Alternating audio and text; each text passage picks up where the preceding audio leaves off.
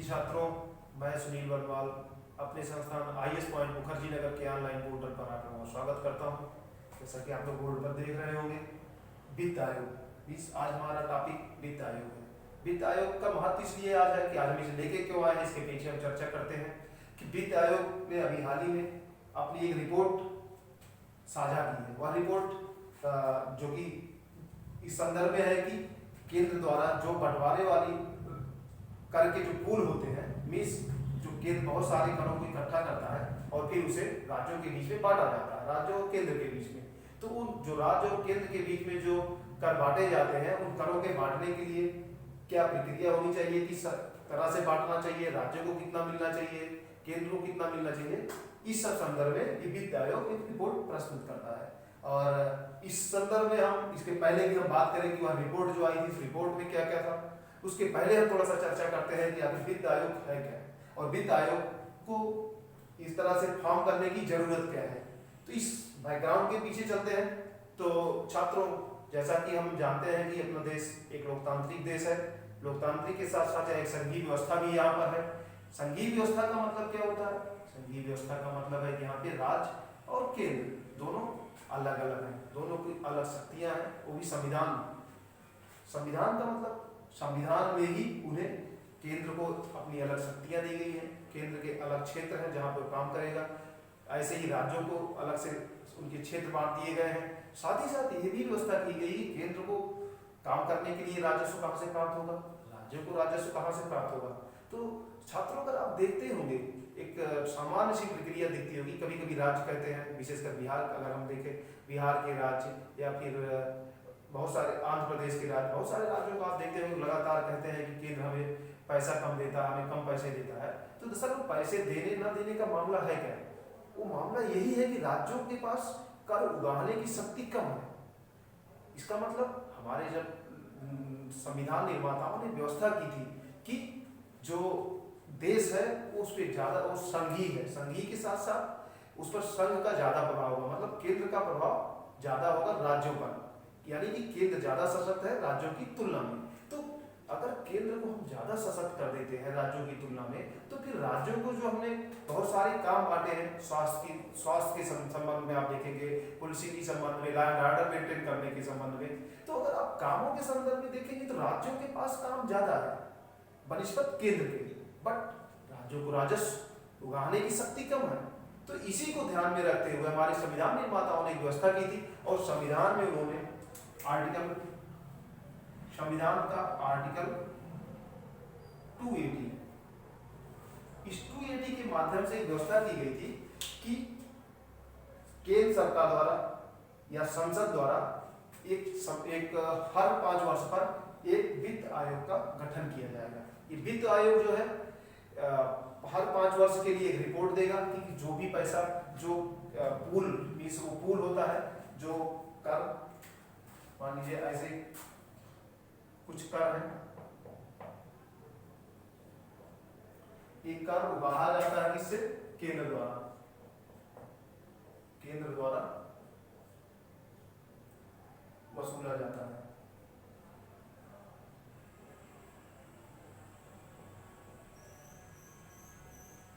केंद्र द्वारा इसे वसूला जाता है, बट ये वसूला तो केंद्र के द्वारा जाता है, लेकिन ये पूरा का पूरा जो कर है, इस कर में हिस्सेदारी किसकी होती है? इस कर में हिस्सेदारी राज्य की भी होती है और केंद्र की भी होती है। आप बेसिकली यहां से देखेंगे राज्य और केंद्र, यही वो पूल है जिसकी हमने बात की कि यही वो कर है। इसी कर के संदर्भ में बात की जाएगी कि क्या वो कर जो इकट्ठा किया जा रहा है वो किसमें कैसे बढ़ेगा। तो ये बेसिकली वित्त आयोग जो है इसी कर को बांटने के संदर्भ में गठित किया जाता है और साथ ही साथ कुछ इसको और भी काम दिया जाता है। विभिन्न वित्त आयोगों के संदर्भ में बार बार अलग अलग सी चीजें देखी जाती है। जैसे लास्ट हम देखेंगे 14वां वित्त आयोग जो था, 14वां वित्त आयोग के संदर्भ में था कि उसको एक जिम्मेदारी दी गई थी कि क्या पंचायतों के संदर्भ में भी कुछ सुझाव दे जिससे पंचायतों की आर्थिक स्थिति को मजबूत किया जा सके। सिर्फ ऐसे ही जो हम 15वां वित्त आयोग की इस बार चर्चा करने चल रहे हैं, जो हमारा आज का टॉपिक है, उस 15वें वित्त आयोग के संदर्भ में क्या है कि उसे एक अतिरिक्त जिम्मेदारी दी गई थी सुझाव देने के लिए कि क्या जो रक्षा के संदर्भ में जो खरीदारी की जाती है, जो वो राजस्व से जुड़े हुए जो रक्षा के मामले होते हैं उसके संदर्भ में भी वो कुछ सुझाव दें। तो बात यार हम फिर वापस लौटते हैं उसी पे कि वित्त आयोग, जैसा कि हमने आपसे चर्चा की कि आर्टिकल 280 के द्वारा वित्त आयोग का गठन किया जाता है। अगर आर्टिकल 280 के द्वारा वित्त आयोग का गठन किया जाता है, उसे गठित कौन करता है? राष्ट्रपति। बेसिकली किया तो जाता है संसद के द्वारा, लेकिन उसकी नियुक्ति जो की जाती है वो राष्ट्रपति के द्वारा। और इसे आप बहुत बेहतरीन तरीके से हमारे पॉलिटी की क्लासेज में पढ़ेंगे हमारी टीम के द्वारा, जैसा कि हमारे उमेश शुक्ला जी उसे बहुत बेहतरीन तरीके से आप लोगों को सामने रखेंगे। उस पॉलिटी की क्लासेज में आपको इसका ये जो दूसरा पहलू है, जो पॉलिटिकल पहलू है, उसे वो चर्चा करेंगे। तो हम यहाँ पे थोड़ा सा अपने टॉपिक फिर वापस लौटते हैं कि 280 के माध्यम से वित्त आयोग का गठन किया गया। तो साथियों, जैसा कि हम जानते हैं कि ये टॉपिक इतना महत्वपूर्ण है, हो सकता है आप लोगों को शायद कम जानकारी हो या जानकारी होगी भी, तो हम आपको एक चीज जरूर बता देना चाहते हैं कि ये जो वित्त आयोग से संबंधित, चाहे वो हम आगे चर्चा करने वाले हैं या जो हमने चर्चा कर दी, ये बहुत ही महत्वपूर्ण है, ना सिर्फ मेंस के लिए बल्कि प्री के लिए भी। जैसे प्री के लिए ही यहाँ पे क्वेश्चन बन सकता है कि वित्त आयोग का गठन किस आर्टिकल के द्वारा होता है, तो आर्टिकल 280। फिर वित्त आयोग का गठन कौन करता है? तो वित्त आयोग का गठन किया जाता है संसद के द्वारा। नियुक्ति किसके द्वारा की जाती है? तो राष्ट्रपति के द्वारा। ये तो हो गया बेसिक सा। और जब काम क्या होता है? काम क्या होता है? तो काम होता है कि जो केंद्रीय कर होता है, जो एक बंटवारा वाला जो पूल होता है, उस पूल के कर को केंद्र और राज्यों के बीच बंटवारा करना, केंद्र और राज्यों के बीच बंटवारा करने के संदर्भ में सुझाव देना, और साथ ही साथ ये भी बताना कि किस तरह से विभिन्न राज्यों के मत इसका बंटवारा किया जाएगा। अब महत्वपूर्ण है कि विभिन्न राज्यों के मत कैसा, मतलब आप देखेंगे कि कुछ राज्य गरीब है, कुछ राज्य बहुत अच्छी स्थिति में है, कुछ राज्यों में आप देखेंगे जनसंख्या बहुत ज्यादा है, कुछ राज्यों में जनसंख्या बहुत कम है। जैसे आप देखेंगे केरल की जनसंख्या कम है, उत्तर प्रदेश बहुत ज्यादा, बिहार की स्थिति और ज्यादा। तो इस संदर्भ में आखिर फिर क्या सभी राज्यों को किस हिसाब से वो पैसे का बंटवारा किया जाए, सो करों को कैसे बांटा जाए, यह भी एक विकट समस्या है। तो इसको भी ध्यान में रखते हुए कि राज्यों के बीच में कोई विवाद ना हो और सबको एक जरूरत के हिसाब से और उनकी परिस्थितियों के अनुसार करों का बंटवारा किया जाए, मीन्स राजस्व का बंटवारा किया जाए। इस संदर्भ में भी यह वित्त आयोग लगातार सुझाव देता रहा है। तो ये तो हो गया संदर्भ की हमारा वित्त आयोग का एक बैकग्राउंड। तो हम आगे बात करते हैं आज की उस टॉपिक पर जो हमारा मूल टॉपिक है।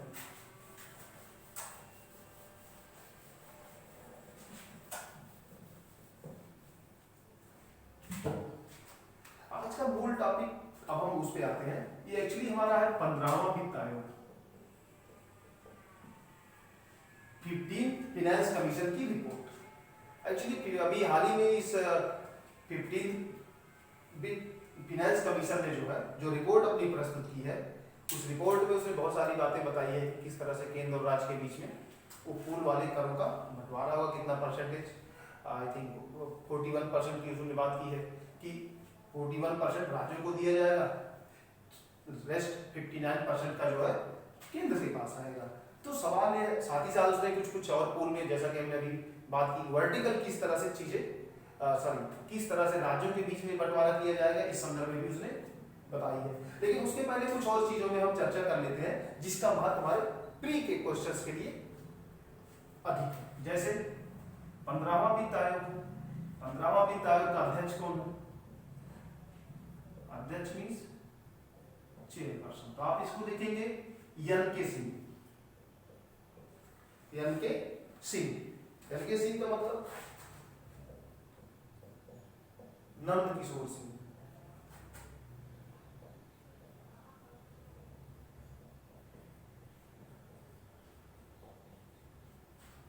अध्यक्ष हो गए। अब देखिए, और प्रिय छात्रों, एक बात और आपको हम बताना चाहेंगे कि वित्त आयोग की अपनी एक संरचना उस संविधान में ही ऑलरेडी लिख दी गई है। मीन्स जहाँ पे हमने आर्टिकल 280 की बात की, वहीं पे एक मेंशन दी है कि प्रत्येक वित्त आयोग जो गठित होगा उसका एक अध्यक्ष होगा, प्लस उसके 2 पूर्णकालिक सदस्य होंगे और 2 अल्पकालिक सदस्य होंगे। तो पूर्णकालिक सदस्य के संदर्भ में दो पूर्णकालिक सदस्य। एक तो हमारे हो गए पूर्णकालिक सदस्य के संदर्भ में हम बात करते हैं, तो एक तो हो गए शशिकांत दास और दूसरा अनूप सिंह। शशिकांत दास जो कि वर्तमान में आरबीआई के, अनूप सिंह।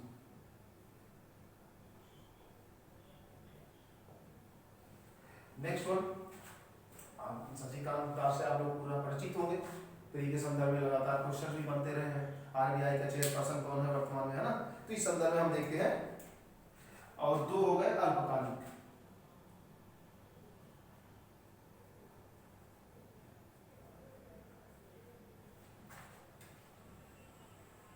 रमेश चंद्र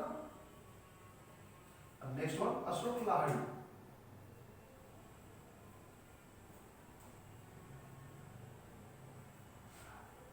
हमारे लिए महत्वपूर्ण नहीं है कि रमेश चंद्र कौन है, अशोक लाहिड़ी कौन है, शशिकांत कौन है, अनूप सिंह कौन है, पर सिर्फ हमारे लिए महत्व इतना ही है कि 15वां वित्त आयोग है, उसके एक अध्यक्ष है जो कि एनके सिंह या नंदकिशोर सिंह, प्लस उसके दो पूर्णकालिक सदस्य हैं, प्लस दो अल्पकालिक सदस्य हैं। तो दो पूर्णकालिक सदस्य में शशिकांत दास, अनूप सिंह, नेक्स्ट वन रमेश चंद्र और अशोक लाहिड़ी, ये हो गए अल्पकालिक सदस्य। ठीक, तो साथियों ये पूछा जाता है कि नेक्स्ट क्वेश्चन क्या हो सकता है। आप देखेंगे, अगर आप पीछे जाकर देखिएगा भी कि 15वां वित्त आयोग का अध्यक्ष कौन है, फिर 15वां वित्त आयोग की किस टाइम पीरियड के लिए, जैसा कि हमने कहा कि वित्त आयोग हर 5 साल पे गठित किया जाता है। इसका मतलब क्या है, इसका मतलब सीधा सा है कि प्रत्येक वित्त आयोग जो रिपोर्ट देता है वह आने वाले 5 सालों के लिए लागू होता है।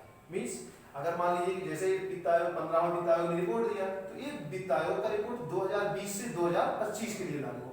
इसके पहले जैसे 14वां वित्त आयोग, उसने जो रिपोर्ट दिया था 2015 से 2020 के लिए था। मीन्स 2015 से 2020 के वर्ष, इस समय पीरियड में जो भी बंटवारा वाला कर का पूल था, उसमें जितना भी पैसा आया, राजस्व आया, उस राजस्व को केंद्र और राज्य के बीच में जो बंटवारा हुआ था वह उस 14वां वित्त आयोग के सुझाव के अनुसार हुआ था।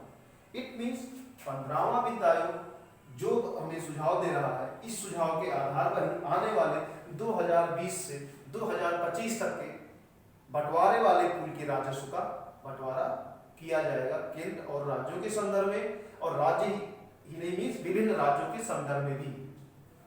तो इसका टाइम पीरियड क्या हो गया सुझाव का, 2020 से 2025, 2022 2025, ये हो गया। अब एक और सवाल यहाँ पे बनता है, वैसे तो पीछे की चीजें बट फिर भी हम चर्चा कर रहे हैं अगर वित्त आयोग के संदर्भ में, तो थोड़ा सा चर्चा कर लेते हैं कि 15वां वित्त आयोग का जो गठन किया गया था बेसिकली वह हुआ था दिसंबर 2017 में। होता क्या है कि भाई अगर इन्हें कुछ सुझाव देना है तो सुझाव तो एक झटके में अचानक से बन नहीं जाएगा, उस सुझाव के संदर्भ में उन्हें एनालिसिस करना होता है, चीजों को समझना होता है। तो इसलिए ऐसे किसी कमेटी का जो गठन किया जाता है वह 2 साल 3 साल पहले ही कर दिया जाता है। तो आप देखिए कि अभी ये गठन हुआ दिसंबर 2017 में और रिपोर्ट आपके कब दे रहे हैं, अभी हाल ही में उन्होंने रिपोर्ट दिया है 2020 मीन्स अप्रैल 2020। आप यहाँ पे बहुत क्लियर हो जाइए, अगर फाइनेंस से संबंधित कोई भी मामला होगा तो वह अप्रैल 1 अप्रैल ऐसे कह दीजिए, अप्रैल 2020 से होता है। तो ठीक है, तो इतना सारा हमारा ये हो गया। कुछ पीटी के संदर्भ में एक क्वेश्चन यहाँ पे बनने की संभावना रहेगी कि 15वां वित्त आयोग का गठन कब किया गया था, दिसंबर 2017 में। 15वां वित्त आयोग ने जो सुझाव दिया है वह किस टाइम पीरियड के लिए है, मीन्स किस समयावधि में लागू होगा, तो वह हमारा समयावधि है 2020 से 2025। नेक्स्ट वन है कि 15वां वित्त आयोग का अध्यक्ष कौन है, तो वो है हमारे श्रीमान एनके सिंह जी यानी नंदकिशोर सिंह। और अब ये भी क्वेश्चन पूछा जा सकता है कि जो 15वां वित्त आयोग है उसमें कितने सदस्य हैं, तो आप एक अध्यक्ष प्लस 2 पूर्णकालिक सदस्य 2 अल्पकालिक सदस्य। ये हो गया 15वां वित्त आयोग का एक बेसिक चर्चा हमने कर ली। अब हम आते हैं उस रिपोर्ट पर जो रिपोर्ट जिसके लिए आज महत्व है मुख्यतः मुख्य परीक्षा के लिए। और ये मुख्य परीक्षा सिर्फ बिहार में नहीं, आप देखेंगे यूपीएससी के लिए भी महत्वपूर्ण है, यूपी पीसीएस के लिए, उत्तराखंड पीसीएस के लिए, झारखंड पीसीएस के लिए, इवन किसी भी पीसीएस की बात करें या सिविल सर्विसेज, कोई भी सिविल सर्विसेज का एग्जाम हो उसमें यह महत्वपूर्ण है।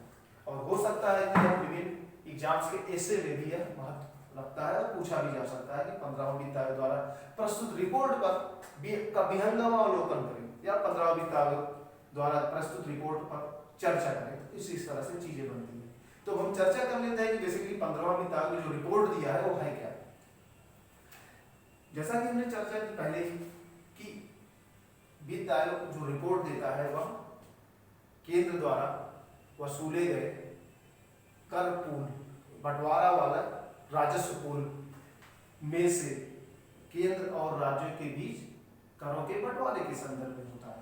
तो वो आखिर उन्होंने सुझाव क्या दिया, तो वो सुझाव बहुत सिंपल सा है कि इस बार यानी 15वां वित्त आयोग का जो रिपोर्ट है इसमें कहा गया है कि 41% मीन्स पूरे पूल में जो भी राजस्व आएगा उसका 41% राज्यों को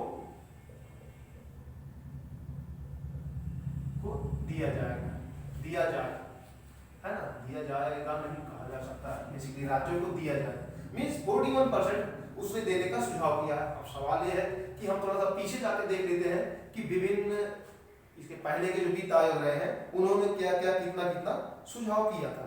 तो हम देखते हैं कि ये तो हो गया हमारा 15 का। अब अगर आप यहाँ पे 14 देखेंगे तो इसने 42 किया था।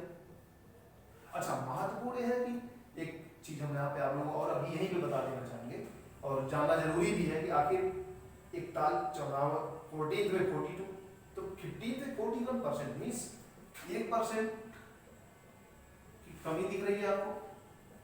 ये क्यों? जबकि राज्यों का कहना है कि हमारी जिम्मेदारी लगातार बढ़ रही है तो हमें कर ज्यादा चाहिए। जैसा कि आप देखेंगे जीएसटी लाया गया है और विभिन्न जो भी सुधार हुए हैं या आप स्वास्थ्य के सेक्टर में देखेंगे, इंफ्रास्ट्रक्चर के सेक्टर में भी राज्यों की अब इन्वॉल्वमेंट कामों के संदर्भ में क्रियान्वयन में लगातार बढ़ रहा है। तो जरूरत तो इस बात की थी कि जो एक पूल है उस पूल में से राज्यों को हिस्सा ज्यादा मिले, बट राज्यों का हिस्सा तो 1% कम हो गया। तो आखिर क्या वित्त आयोग ने कुछ गलती की या किसी के दबाव में ऐसा किया है? क्या केंद्र के दबाव में वित्त आयोग ने इस तरह का सुझाव दिया है? तो नहीं, ऐसा कुछ भी नहीं है। इसके पीछे एक छोटा सा कारण है। वो कारण क्या है कि 14वां वित्त आयोग था तब अगर आप थोड़ा सा यहाँ पे देखेंगे उस समय हमारे पास राज्यों के संदर्भ में कितने राज्य थे? तब हमारे पास 29 राज्य थे। अगर हम उसे आंध्रा और तेलंगाना को अलग करके जोड़ते हैं मीन्स इसके संदर्भ में हमारे पास राज्य थे 29, ठीक। बट अब 15 में देखिए यहाँ पे कितने राज्य हैं, फिर वही आ गया 28 का मतलब जम्मू और कश्मीर अब राज्य नहीं रह गया है। अगर जम्मू और कश्मीर अब राज्य नहीं रह गया है तो क्या है? तो जम्मू और कश्मीर अगर अब राज्य नहीं है तो यह हो गया है यूनियन टेरिटरी मीन्स संघ शासित राज्य।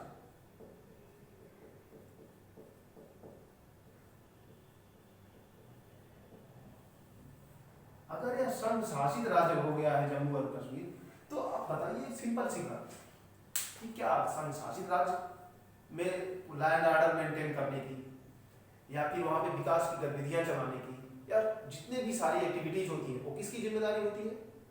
केंद्र की।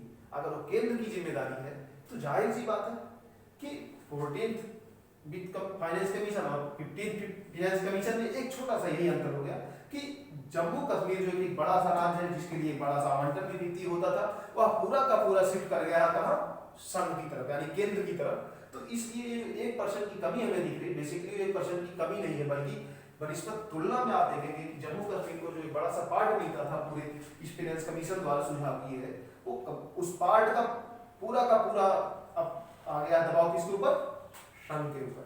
तो यहाँ पे हमको ये समझ लेना जरूरी है कि 1% की कमी नहीं है। अब नेक्स्ट हम बात करते हैं कि ये तो हो गया 42% का, 42%। थोड़ा सा यहाँ पे हम और समझ लेते हैं कि अलग अलग जो फाइनेंस कमीशन थे उन्होंने सुझाव बेसिकली दिया गया है। जैसे कि हम देखेंगे कि 13th में आ जाएंगे एक ऐसे एक छोटा सा स्ट्रक्चर बना लेते हैं क्योंकि कभी कभी हमारे पीटी के क्वेश्चन में पूछ लेता है। तो विभिन्न वित्त आयोगों द्वारा बंटवारे में हिस्सेदारी राज्यों की। इसे हम कुछ ऐसे समझते हैं, उल्टा चलेंगे 15th 14th 13th and 12th। जैसा कि हमने आपसे अभी चर्चा की 15th में कितना बता दिया 41%, नेक्स्ट वन 42%। और हम जब 13th में बात करते हैं, आप लोगों को शायद याद हो, आप लोगों को शायद पता भी होगा अगर आपने पहले से वित्त आयोग के संदर्भ में पढ़ा होगा, तो एक ड्रास्टिक चेंजिंग आता है 32 से 42% पर। 32 से 42% पर एक ड्रास्टिक चेंजिंग देखा जाता है। और वो चेंजिंग है क्या, 13th वित्त आयोग मात्र 32% देने की बात करता है, और वहीं पे अचानक से 14th फाइनेंस कमीशन बात करता है कि 42% दिया जाना चाहिए। तो एक उस समय जब ये आयोग ने किया था तो बहुत इसकी वाहवाही भी की गई थी, प्रशंसा भी हुई थी कि अब जो है संघ जो है भारत में वाकई में एक संघीय व्यवस्था जो है उसमें राज्यों को उचित स्थान करों के संदर्भ में मिलना शुरू हुआ है, राजस्व के संदर्भ में। तो ये हो गया हमारा अच्छा हाँ, ये 12th रह गया। 12th में भी बहुत ज्यादा अंतर नहीं था, बस 30% का था। तो मीन्स एक हमारा ये स्ट्रक्चर बन गया कि कभी पूछा जा सकता है कि आपसे पूछ लेगा कि भाई वित्त आयोग ने जो सुझाव दिया है उसमें कितने कितने % का था। तो आप लगातार देखेंगे कि अप कर रहा है, बट यहाँ पे आके थोड़ा सा डाउन हो गया 1%। तो 1% का जो डिक्लाइन है, जो डिक्लाइन नहीं है, उसका मेन कारण क्या है वो आपसे हमने पहले ही चर्चा कर दिया कि जम्मू कश्मीर जो डिक्लाइन है 1% का, इसका रीजन क्या है कि जम्मू कश्मीर अब यूनियन टेरिटरी बन गया, यूटी बन गया है। और अगर यूटी बन गया है तो इसका मतलब अब यह केंद्र पर बोझ इसका बढ़ेगा, केंद्र पर खर्च आएगा। मतलब कहने का मतलब यह है कि अब देखिए 1% का जो डिक्लाइन है वो डिक्लाइन कहाँ शिफ्ट कर रहा है, वो डिक्लाइन शिफ्ट कर रहा है यहाँ पे। जम्मू कश्मीर जो पहले राज्य हुआ करता था वो यूटी बन गया है, यूनियन टेरिटरी बन गया है।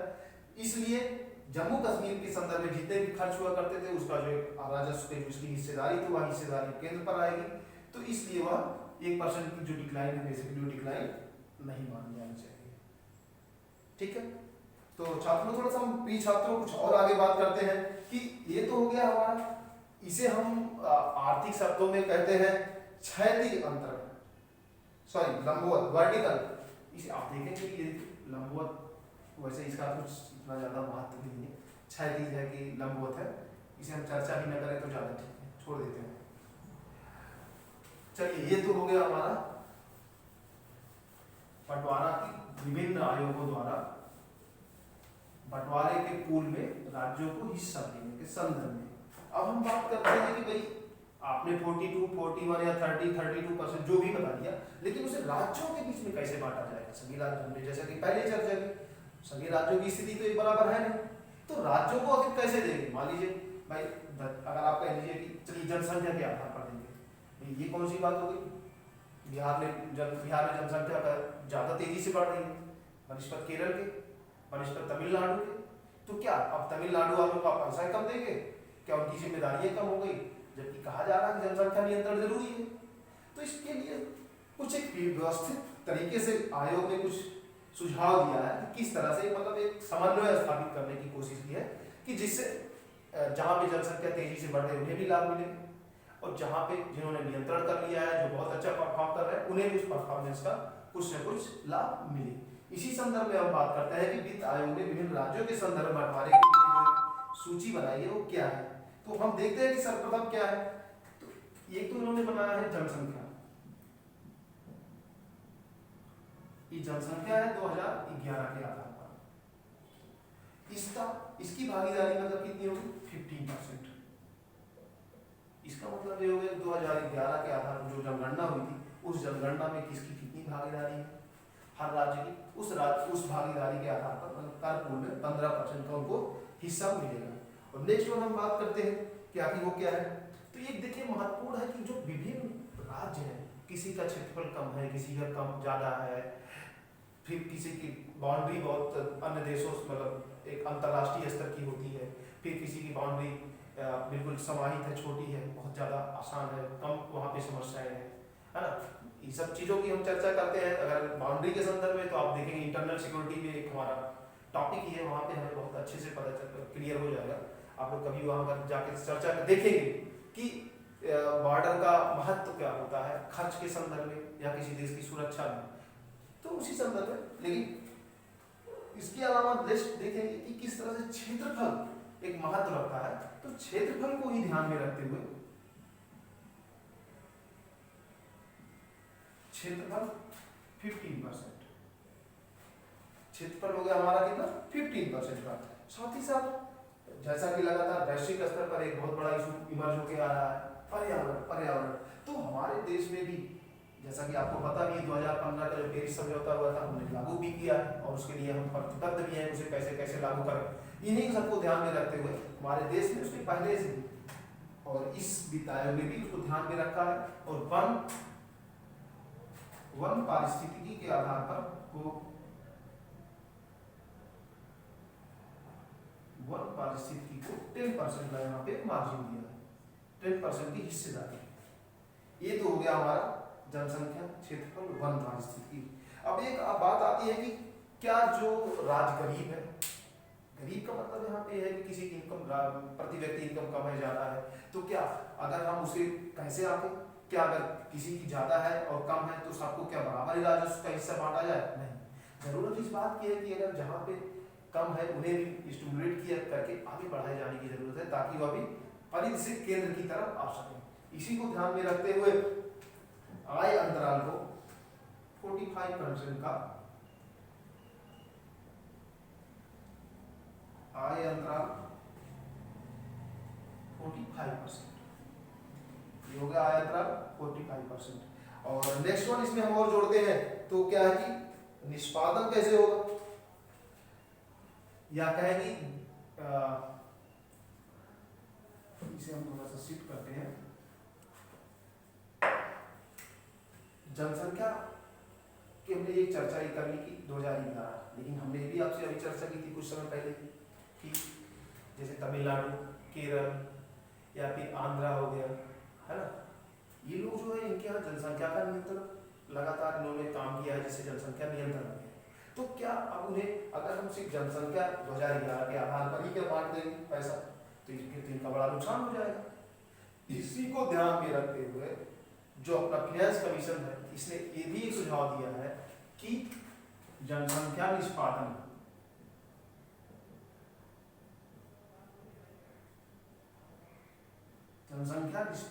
मीन्स ऐसे कह सकते हैं टोटल फर्टिलिटी रेट, मतलब जो प्रजनन की जो क्षमता होती है उस प्रजनन क्षमता में कौन कितना बेहतरीन काम किया है। मीन्स जहां पे कम है उन्हें ज्यादा और जहां पे ज्यादा उन्हें कम, जिससे कि जनसंख्या नियंत्रण को प्रोत्साहन मिले। इसी को ध्यान में रखते हुए जनसंख्या निष्पादन को यहाँ पे रखा गया है कितना निष्पादन नहीं बल्कि जनसंख्या प्रदर्शन कहेंगे क्योंकि टोटल फर्टिलिटी नहीं है, जनसंख्या प्रदर्शन 12.5%। ये हो गया हमारा जनसंख्या प्रदर्शन। एक और पार्ट हमारा छूट रहा है वो है नेक्स्ट वन कि जो कर संग्रह किया जाता है। ऐसा भी हो सकता है कि बहुत सारे राज्य कर उगाही में ज्यादा इंटरेस्ट नहीं लेते हैं बट कुछ राज्य अच्छा प्रदर्शन करते हैं, वो कर को अच्छे से उगाते हैं और यूज करते हैं। तो अगर हम सिर्फ इन्हीं सबके आधार पर छोड़ देंगे और एक आधार नहीं देंगे कर उगाने का आधार जैसे कि पूर्व के वित्त आयोग ने लिया था, तो वह एक गलत मैसेज जाएगा उस राज्य के लिए जो कि कर अच्छे से वसूलता है और यूज करता है। तो इसलिए कर उगाने का जो एक है उसके लिए भी यहाँ पे 12.5 का एक टूल लिया गया है। कर प्रदर्शन, कर उगाही प्रदर्शन है, इसका वेटेज है यहाँ पे 2.5। और अगर हम इसे टोटलिंग करेंगे तो आप देख लीजिए 15, 15, 30, 40, 10, 55, तो ये हो गया हमारा 100 मीन्स ये 100% हो गया। तो या एक हमारा हो गया ये राज्यों के बीच में किस तरह से बंटवारा होता है। अब हम थोड़ा सा यहाँ पे एक चीज और समझ लेंगे कि क्या विभिन्न जो आयोग थे उन्होंने क्या सेम सेम ही बताया था या कुछ अलग हट के बताया था, है ना, कुछ अलग बताया था या कुछ कभी कभी पीटी के स्तर पर इस तरह की संभावनाएं बनती है, क्वेश्चन पूछ लेता है कि कौन सा इसमें शामिल था कौन सा नहीं था, तो हम एक टेबलिंग कर लेते हैं। ये तो हो गया हमारा 15th का, यहाँ पे हम 14th कर लेते हैं और 13th, इतना ज्यादा पीछे जाने की जरूरत नहीं है। 13, 14, तो जब हम जनसंख्या प्रदर्शन की ही बात करते हैं, सबसे पहले जनसंख्या प्रदर्शन की बात करते हैं, तो यहाँ पे आप देखेंगे जनसंख्या प्रदर्शन पे जब हम बात करेंगे तो देखते क्या है कि हम 14th में हमारा जो है 17.5% है, कितना है 17.5%, जबकि 13th में था 25%। आप देख रहे हैं 13 ज्यादा इस बात को लेके था, लेकिन अगर आप और पीछे जाके देखेंगे तो अंदर भी आ जाएगा कि तब 2001 जनसंख्या की बात हो रही थी, 10 साल पुरानी बातें हैं, तब परिस्थितियां कुछ और थी, अब परिस्थितियां कुछ और हैं। नेक्स्ट हम बात करते हैं क्षेत्रफल की।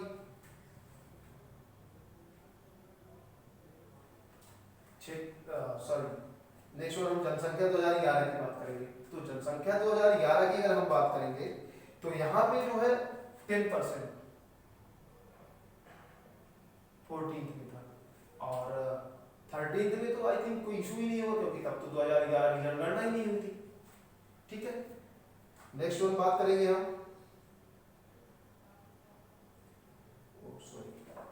सॉरी यहाँ पे हम थोड़ा सा आपको क्लियर कर दें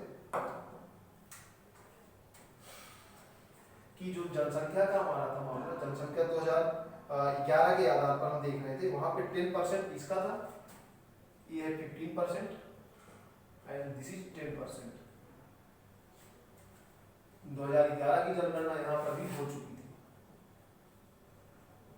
इसलिए ठीक है, इसमें कोई डाउट नहीं है, अब ठीक है।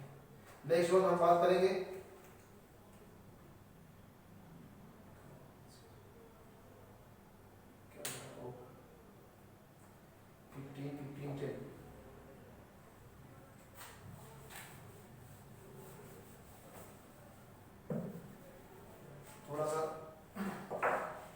थोड़ा सा यहाँ पे मिस्टेक हुआ है, बट हम उसको क्लियर कर लेते हैं क्योंकि पीटी के लेवल पे क्वेश्चन बन सकता है, इसलिए हमें उसे क्लियर करना है। ऐसा नहीं है कि चीज़ें गलत है तो गलत है, मैं भी कोई परफेक्ट नहीं हूँ, बट फिर भी यहाँ पे हम थोड़ा सा क्लियर कर लेते हैं कि जो हमारा जनसंख्या का जो प्रदर्शन है, जो यार इट मीन्स ये हमारा 1971 के आधार पर इसको लिया जाता है। यहाँ पे हमने कहा था कि 12.5 का रेशियो यहाँ पे है, तो यहाँ पे क्या हो रहा है, यहाँ पे है 17.5, ठीक है। और नेक्स्ट वन यहाँ पे, नेक्स्ट वन हम जब बात करेंगे किसमें, इसी जनसंख्या नियंत्रण की बात करेंगे तो आप देखेंगे कि 13 में 25%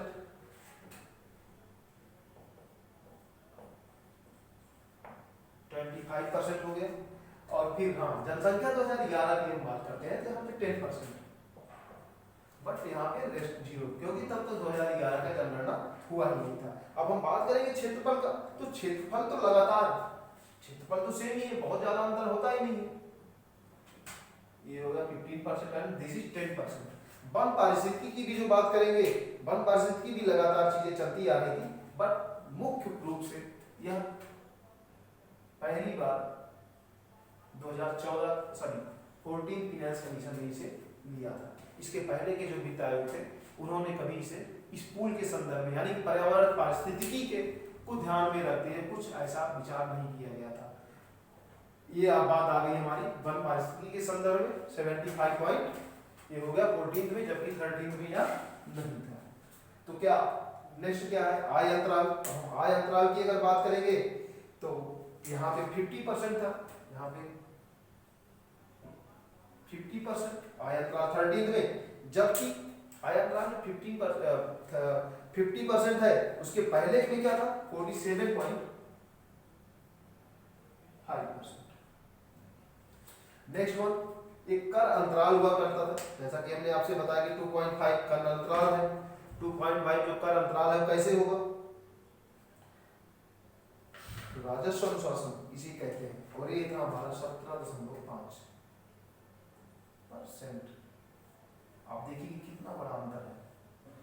15.5 को उठा के 2.5 पर किया जा रहा है, जिसे राजस्व अनुशासन भी कहा जाता है, कर प्रदर्शन भी कहा जाता है।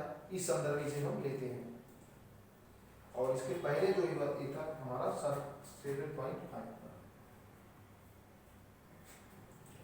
कहने का मतलब ये है कि आप जब देखेंगे कि कैसे चीजें बदल रही हैं, चीजें कैसे बदल रही हैं कि जनसंख्या प्रदर्शन लगभग लगातार चीजें बदलते हुए यहाँ पे लाया जा रहा है। मीन्स टोटल फर्टिलिटी की रेट को कम किया जा रहा है, जिससे कि जहाँ पे जनसंख्या ज़्यादा हो गई है वहाँ के लोगों को भी इसका महत्व मिले। लेकिन दूसरा महत्वपूर्ण मामला क्या है कि एक जो सबसे महत्वपूर्ण है वो है वन पारिस्थितिकी। वन पारिस्थितिकी को आप देखेंगे ये क्या शो कर रहा है, आखिर ये क्यों ला दिया गया। असल इसका मुख्य कारण क्या है, जिस तरह से पूरी वैश्विक परिस्थिति में पर्यावरण एक बड़ा इशू इमर्ज होकर निकला है, तो उससे हमारा देश भी अछूता नहीं है। और हम भी जैसा कि आपको पता भी होगा कि भले हमारे देश में जैव विविधता बहुत ज़्यादा है वैश्विक स्तर पर, जितना हमारा भौगोलिक क्षेत्रफल है उसकी तुलना में हमारे पास उससे कई गुना तुलनात्मक हमारे पास जैव संसाधन है, चाहे वह पक्षी हो, जीव जानवर हो, या फिर मनुष्यों की भी बात की जा सकती है, वही मानव संसाधन है, ये पर्यावरणीय संसाधन है। तो इस संदर्भ में हम देखते हैं कि इसीलिए जरूरत है कि क्या वन परिस्थितिकी को वेटेज दिया जाए, ताकि लोग समझें, राज्यों को भी इस बात का एहसास हो कि वह भी वन परिस्थितिकी को अच्छा करें, जिससे पर्यावरण का प्रदूषण कम से कम हो। इसलिए वन परिस्थितिकी को यहाँ पे जोड़ा जा रहा है। रेस्ट वन आप देखेंगे जनसंख्या, हमने बता दिया कि जनसंख्या अगर महत्वपूर्ण रोल कर रही है, कहाँ पे बहुत ज्यादा जगह जनसंख्या था, उसे इस तरह से छोड़ भी नहीं सकते हैं। तो ओवरऑल ये है कि 2020 से 2025 के लिए जो ये 15वें वित्त आयोग ने जो रिपोर्ट दी है, वह रिपोर्ट कुल मिलाकर इस तरह से है कि उसमें हम वर्तमान की जो जनसंख्या है उसको भी ध्यान में रखने के साथ साथ टोटल फर्टिलिटी, यानी कि जिस राज्यों ने पहले से ही जनसंख्या नियंत्रण के लिए काम किया है उसको भी ध्यान रखना है। साथ ही साथ वन पारिस्थितिकी और आय अंतराल को भी समाहित करने का प्रयास किया गया है। अर्थात एक समन्वित देश, एक समन्वित राज्यों के विकास, यानी कि राज्यों को एक समन्वित तरीके से